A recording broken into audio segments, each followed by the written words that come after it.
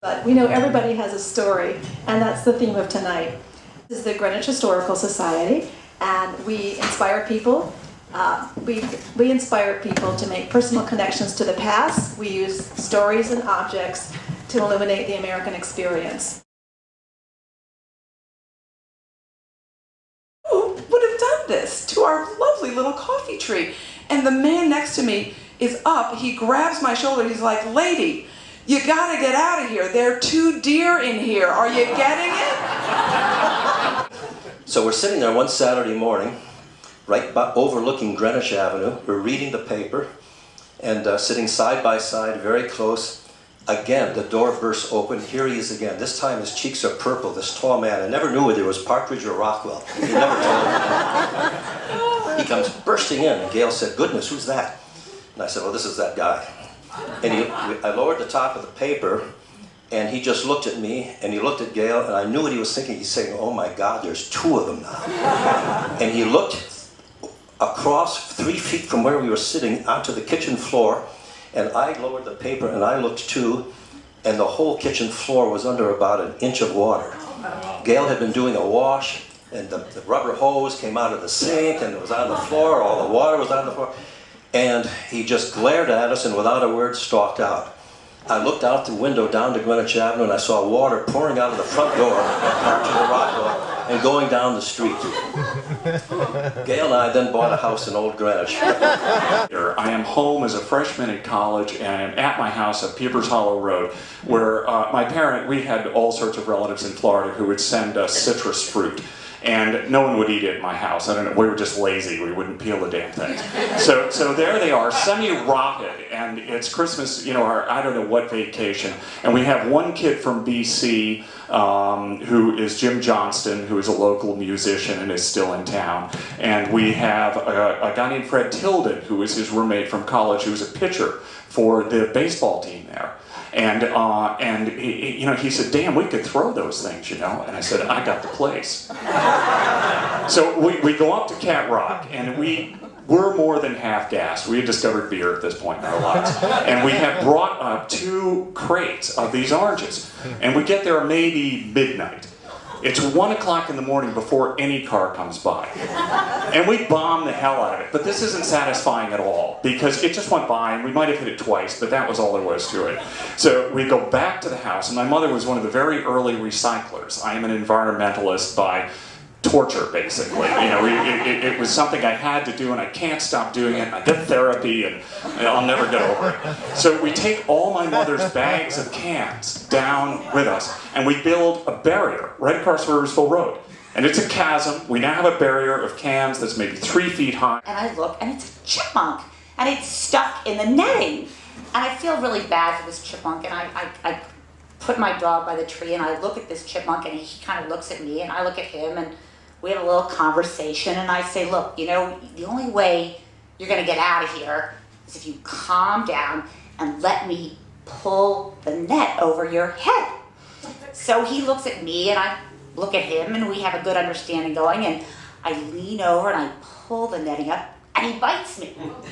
So I have this geyser of blood coming up all over my white pants and my Tory Burch top, which is not good because I got to go out with the girlfriends.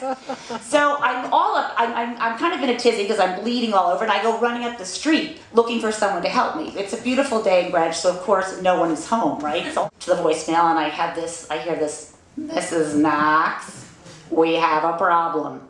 The animal has escaped." So my chipmunk is at large, running around in Greenwich Hot. And now I'm scared. I've got 50,000 miles of ocean racing, and I look shoreward and I say, I'm going to die right off of where I grew up. I'm going, this is just insane. And I go like, I've survived everything. I flipped my car on Riversville Road racing Terry Betters. No. I said, I've been caught in a 100-meter avalanche skiing in Europe. I've been blown offshore 300 miles on 70-knot gales, and I'm going to expire right off my own shores. And I see the boat turning down, and really, I'm starting to fade a little bit. I'm very, very scared. And it's at that time that all the reflections start coming back to. And I remember hunting with my father with the Brittany Spaniels growing up, and And I remember the old high school, now the town hall, doing the wheel stands through the courtyard. And I remember when I met my wife at the white party at the Pine Needham. And so these things are all flashing in front of my mind. And, you know, my town, I can't believe it. This is it. The counselors would have the sleepover tents facing the tower. Calf Island is here, and the Tower Island is here, and there's a sandbar between them.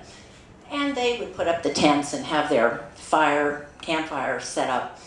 And the counselors would go over, put lights in the tower. And while they're telling stories around the campfire, they would have screams from the tower. And then the counselors would run back with bloody shirts, ketchup, you know, with all the vampire stuff today. Nobody was scared, I'm sure, but the kids were terrified. We missed half of the 60s. We missed all of the 70s in Greenwich and in the United States. Troubled, changing, astonishing times, and we viewed them through a very different prism.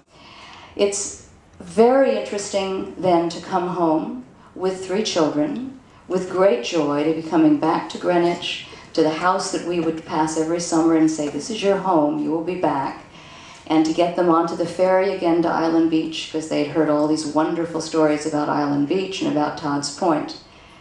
But there are still things that we don't know. Try to get a Puerto Rican street gang outfit in Greenwich. This was going to be a challenge. So I walk in the children's shop.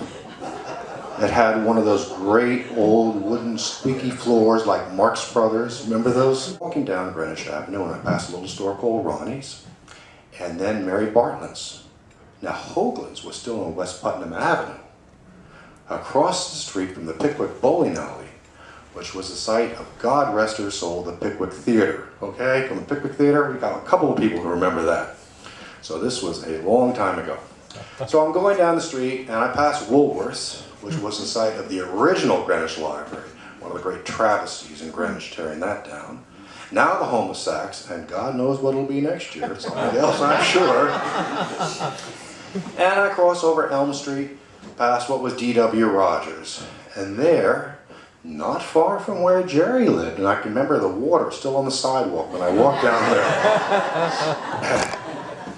there, was Keppel and Keppel. Well, Mr. Schachter's business did quite well. As a matter of fact, he left that little Ronnie's storefront and took over the great Atlantic and Pacific Tea Company at the bottom of the avenue and renamed his store Richards. Keppel and Keppel closed the next year.